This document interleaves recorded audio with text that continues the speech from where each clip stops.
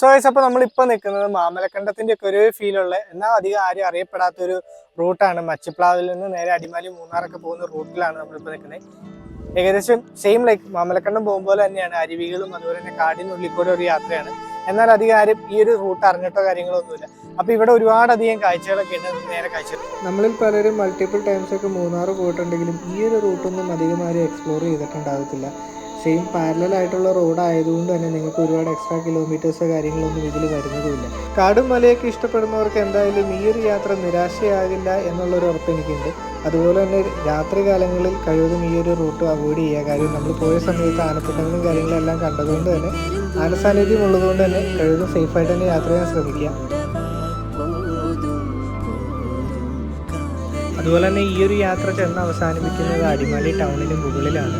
ഒരു ഈവനിങ് ടൈമൊക്കെ ആണെന്നുണ്ടെങ്കിൽ നമുക്ക് ഇവിടെ നിന്നിട്ടുള്ള ഒരു അടിപൊളി സൺസെറ്റും കാര്യങ്ങളും എല്ലാം കണ്ട് അടിമാലി